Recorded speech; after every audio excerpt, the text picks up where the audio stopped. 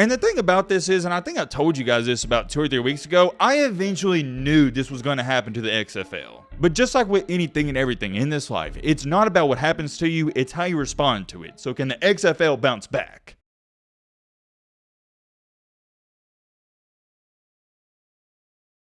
I knew it was going to be bad, but I didn't imagine it was going to be this bad. What I'm referring to and talking about is the XFL in this most recent weekend. And what makes all this so weird is we talked about this about 8-9 days ago. The XFL, a little over a week ago, they was at an all-time high. Everything was looking great for them. The ratings were up. Everybody was enjoying it. But now fast forward in time, only 8, 9, 10 days later, it seems like the league's at an all-time low. Maybe I should have saw this coming though. Maybe it's on me. But as bad as it looks, and I'm going to be 100% honest, it does look terrible on paper. I gotta remind myself and remind you guys, the XFL is only in year 1. We're in the beginning stages. Any business you start up, especially a big time business like this, it's not gonna be smooth sailing in year 1. I'm gonna remind some of you guys, people thought Elon Musk was an idiot for 8 to 10 years, and now look at him. When you're building a business, when you're building a brand, it takes time. Very rarely do you see immediate success in year 1 or even the first couple of years. There's gonna be some bumps in the road, and even a lot of bumps in the road at that, and I think we're seeing that unfold in front of our eyes. We're gonna talk all about it in today's video. As always, if you like football content, hey, I keep you guys updated in the offseason. Consider joining our community. We would love to have you here. We're on the road to 300,000 subscribers. All right, Matt, blah, blah, shut the crap up. Now, without further ado,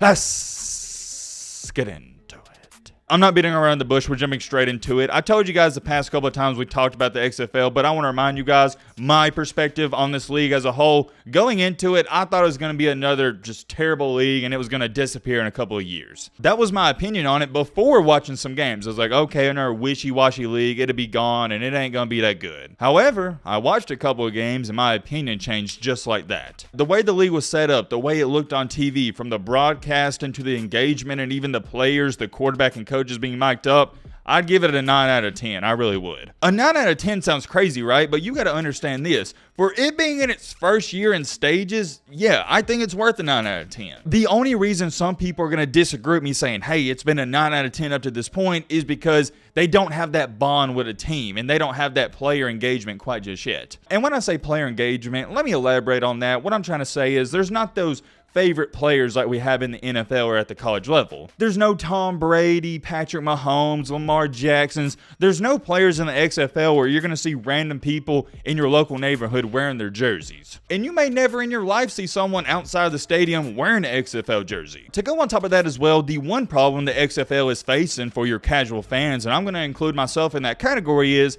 it's hard to be passionate about this league and teams in the league. Why is it hard to be passionate? Because as a person who lives in northern Alabama, I don't have that team where I can have a bond with. I don't have a local XFL team. And even at that, although I don't have a favorite team for the XFL, there's not quite that villain team. There's not an antagonist. What do I mean by that? Well, let's take a look at college and the NFL. A lot of people out there, including people watching this video, tune into Alabama football games just to see them lose. People will turn on an Alabama football game to go, okay, let's see if this other team's beating them, and if they are keeping it close, I want to see this other team win because Alabama, they're the top dog. For college football, that's how it's been the past 15 years because Alabama has dominated the sport. We have an antagonist. We have a villain. Same thing with the NFL. People would turn on New England Patriots games just to see the Patriots lose. And I'm not saying the Kansas City Chiefs are the New England Patriots, but at this point, they kind of are. A lot of people out here are watching Kansas City Chiefs games just to root against them. I think you get my point on that. With the XFL, we don't have that dynamic just quite yet. Once again, it goes back to this, we're only in year 1. It takes a while to get up to that point, but I can guarantee you this. If there's an XFL team who wins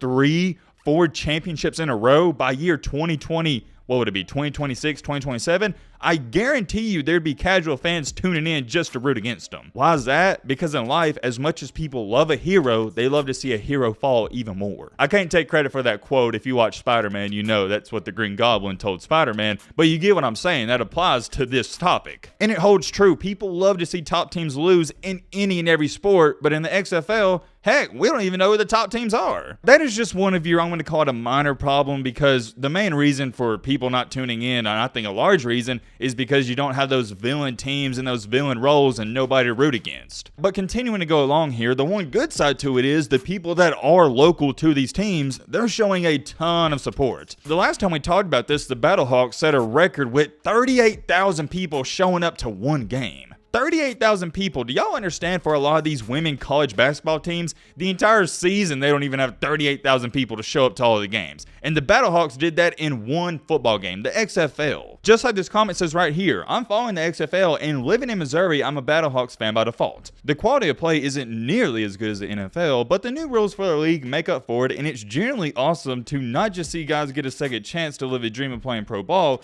but also see these communities with no NFL presence like St. Louis and San Antonio rally around their local teams. I was skeptical too. He's probably referring to what I said in that video because I said I was skeptical, but I'm very much enjoying it and looking forward to the next 3, 5, or even 10 years and see where the XFL goes. That's a great point. And by the way, shout out to the St. Louis Battlehawks fans. They love their teams. It was disappointing to see the Rams get taken away from them. That's a different conversation for a different day, but they're showing support for this team and I just applaud it. I mean, you can't help but respect it. They're showing support. They're showing up to the games, and that's what makes it cool. Because I'm going to be honest, nobody, including myself, wants to watch a game on TV where there's no fans at it. It takes away from the environment. I know a lot of people can't relate to playing pro football, but imagine if you played football in high school and nobody showed up to your game. The best part about playing sports is that fan interaction, that intensity. So when the fans are cussing out players, booing them, doing etc., that's what makes it 10 times better. Just like with everything in this life, with the good, you're going to get the bad. In week 4, where I praised the NFL and posted this video, they've put up outstanding numbers. The Houston-Orlando game had over 400,000 views. The Seattle-San Antonio game had over 340,000. St. Louis and Arlington had 572,000. And check this one out. DC versus Vegas had 691,000 views. Or they're not views, I'm so used to YouTube, but it's viewers. You get what I'm trying to say. I gave credit when it's due. I'm going to give it again. That was unreal. That's not just, okay, the XFL is going to make decent money enough to stay afloat. That's over exceeding expectations. Unfortunately, though, in week 5, this most recent week, the week after, week number 4, in which they set record-breaking numbers, the ratings plummeted. On March 16th, Houston and Seattle, 256,000 viewers. On Saturday, March 18th, DC at St. Louis, 320K. Saturday, March 18th, Orlando and Vegas, 243K. And last but not least, on the 19th, Arlington at San Antonio, 246K. Comparing these numbers to last week's numbers, which was week 4, by the way, it's literally cut in half. It's actually a 48% decline, to be more specific. And the thing about this is, and I think I told you guys this about 2 or 3 weeks ago, I eventually knew this was going to happen to the XFL. But just like with anything and everything in this life, it's not about what happens to you, it's how you respond to it. So can the XFL bounce back? That's the biggest question I have, and I know what all you about to run to the comment section and say. I'm getting to it. A majority, and the main reason these ratings declined, is because the XFL was going up against March Madness. Look, man, as much as I've enjoyed the XFL up to this point, I'm not watching the XFL over March Madness. I don't care. And this isn't my opinion, it's cold hard facts. So you can take a look at the numbers. A lot of people feel the same way I do. And the truth of the matter is, some people are going to try to overhype this, over-exaggerate it, but I don't care what league it is. I don't care if it's a TV show that everybody likes. You're gonna suffer when you're going up against March Madness. It's going to happen. You may not lose 50% of your viewers, but you're gonna lose some. The XFL only averaged exactly 264,000 viewers during March Madness. Look, I get it. You're going up against March Madness. I even told you myself, I'm not watching the XFL over March Madness, but losing 48% of your viewers, it is a big deal. Going into it, I told you guys more than likely they were gonna lose about probably 25 to 30%, but I didn't think it was gonna be around 50. 50 is a lot. Now, here's where things get really interesting. I can't wait to see how this unfolds.